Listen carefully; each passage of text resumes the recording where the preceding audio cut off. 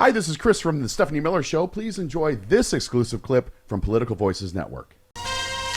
Really American tweets new. Jack Smith just filed court documents that could be damning to Trump's claims about January 6th. The prosecutors allege Trump, quote, is responsible for the events at the Capitol on January 6th. I think, Carlos, this is going to be the one to watch. So Trump's legal team had argued in their motion because none of their 4 felony counts in the case directly charged the former president with responsibility. They should be removed from the indictment. In their response, Jack Smith countered by arguing Trump is in fact responsible for those events. And that trial begins March 4th. And Judge Chutkan is signaled she's not playing. She's like, if anything, expediting. She's like Aunt Esther listening to Fred Fox. Listen, Aunt Esther, you better do this, and you better do that, and you got to She ain't playing. And it's more than just a speech that he made, which was insightful and angry. It was the planning of it. The planning, and the lemmings, like the Jim Jordans of the world and the Mark Meadows, they were all in on it. Of course he was the leader of that. Of course he incited a riot. And again, it wasn't just that day. It wasn't just the words he said on stage. Yeah. It was all the planning and all the assimilation of duties, or the dissemination of duties to all his lemmings. Yeah. It's like, you're going to do this, you're going to do that, you're going to lie for me, you're going to do that. All right, Ted Cruz, come here. Jim Jordan, come here. Mark Meadows, come here. Here's what we're going to do. Here's how you lie. Deny, lie, lie. Repeat. Deny, lie, deny. The filing reads, the defendant attempts to rewrite the indictment, claiming that it charges him with wholly innocuous, perhaps even admirable conduct, sharing his opinions about election fraud and seeking election integrity, when in fact it clearly describes the defendant's fraudulent use of knowingly false statements as weapons in furtherance of his criminal plans. The First Amendment does not protect fraudulent speech or speech otherwise integral to criminal conduct, particularly crimes that attack the integrity and proper function of government processes. I mean, I feel like they're going to be able to just use a lot of this video of him.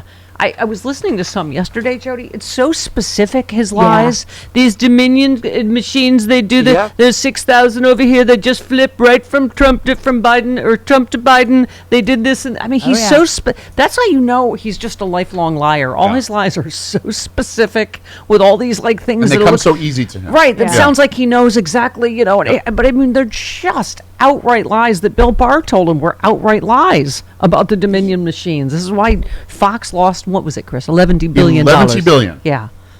I mean, they just all followed him off the cliff like Simon Barr Sinister from Underdog. Then we're going to do this. And then I'll tell Polly that Underdog is looking at another woman. He's just so demented. And they reaped what they sow by following this guy off the cliff. Yes. And they'll continue to do it. And I love, speaking of dissing black women, Trump snipes at New York Attorney General Letitia James yesterday. She doesn't know what 40 Wall Street is, and Letitia James just tweeted, "Don't tell him, but I can see it from my office window." I love that. Yeah. I mean, and Alina Habba. Bless you. Thank you. Dear God. Alina Habba. I mean, I'm sorry, but completely incompetent bimbo parking garage lawyer said Letitia James is just not that bright. Oh my God. She said she's just not that bright. I'm sorry, I have to say it. I've seen their case. I've seen their lawyers. They don't know what they're talking about. She's already lost the case, Carlos. Right. They've already lost. I mean, this is just a trial about how much the damages are. Alina, it's done. Can you show your jugs during the trial? It's not going well. I need you to show the jugs. Yeah, okay. I'm not even reading the rest of Alina Habba's whatever. Bless but, show the jugs! They love the jugs. You got to show the jugs. I think that's the advice he's giving Ivanka today. Oh, by the way, I think she was booed on the way into court this morning. Yeah. What is Rick Wilson calls her Princess Met Gala? Yes. Going to testify today. This is not the fault of the children, man. Those kids were never loved. Never. They were useful offspring to continue the grift. Yeah. And it's sad. I feel sorry for them. But here's your chance to escape. Testify against your dad. Yeah. Shut it down. Yeah. Start a life anew. Get rid of the cancer. Cut it out. Throw it in the garbage can. Take it to the dump. Get rid of it. This led to a very active bassinet this morning. First statement from the bassinet of the 45th president. Oh, this was last night. Pardon me. Tomorrow, my wonderful and beautiful daughter Ivanka is going to the Lower Manhattan Courthouse at the direction of Letitia Peekaboo James. That's the racist thing. Mm-hmm. The corrupt and racist New York State Attorney General who allowed murder and violent crime in New York to flourish, and a Trump-hating, out-of-control clubhouse-appointed judge, Arthur Engoron, who viciously ruled against me before the trial even started, wouldn't even consider a jury. Oh my God! Again, his bimbo lawyer's the one that didn't ask for a jury. Okay. And said the Mar-a-Lago in Palm Beach, Florida is worth $18 million, when in fact it's worth 50 to 100 times that amount. Okay, I can't read the rest. The rest is all just cut and paste. Boring. Same stuff he says every time. He should be embarrassed that he's shoving his children in there to front for him. He doesn't care. You know, we had Renato Mariotti on yesterday, who's a legal analyst, and he said, I'm a legal analyst. This isn't legal. Whatever's happening, it's not because it's not illegal. Everything he's doing is just blowing up his case. It's a mess legally, but that's not what he's doing. He's trying to it's political spin. It's not he goes, I analyze legal issues. Like, there is nothing that Trump is doing that any normal legal person would advise, right? Because he's trying to blow it up. He's just trying to blow it up into such a mess that they'll have to stop. And I don't think obviously it's not going to work. Right. But that you've cornered a rat. He's just a rat, just like grasping at air, just doing anything. Again, De Niro at Cape Fear, just going under the water. Anything. Oh, by the way, I saved a De Niro story for you because I can't get enough of your. Yes, you did. Good. Read it. Okay. Robert De Niro admitted to berating his former assistant during a day two of it was a gender discrimination trial taking place in New York federal court. She had sued him for gender discrimination. Let's see. Blah, blah, blah. Stupid skirt. Stupid skirt. De Niro acknowledged that he did berate her once when she didn't wake him for an important meeting. He said, yeah, fine, I berated her.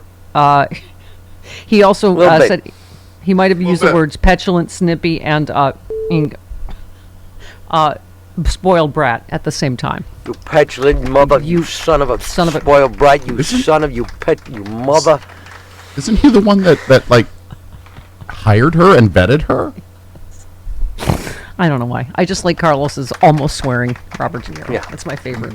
Besides the drowning at the end of the... Okay. Combined at the end of you son of a... You mother... You son of a... Kevin in D.C., you are on with Carlos.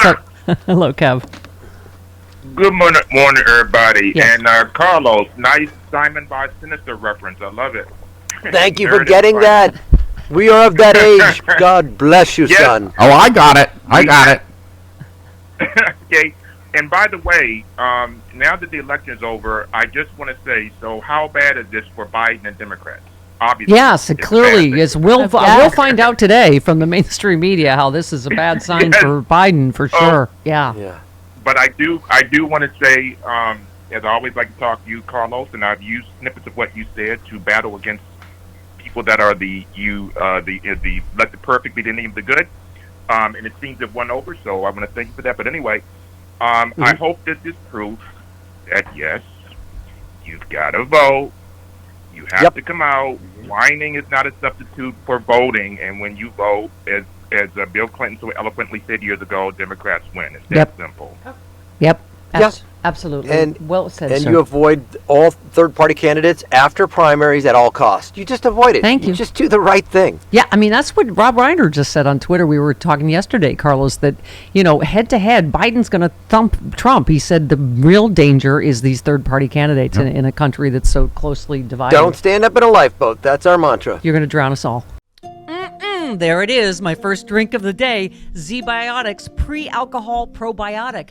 Many of you know my story. I stopped drinking wine for 3 years during COVID, during the lockdown as part of a health reset. Now I drink wine in moderation, but this is an amazing new product. I've always believed in probiotics. And Z-Biotics, check this out. You drink just one of these. It's the world's first genetically engineered probiotic. It was invented by PhD scientists to tackle rough mornings after drinking. I am using using this, and I feel great in the morning. I don't have to worry. If I have an extra glass of wine, I still feel great in the morning. Here's how it works. When you drink, alcohol gets converted into a toxic byproduct in the gut.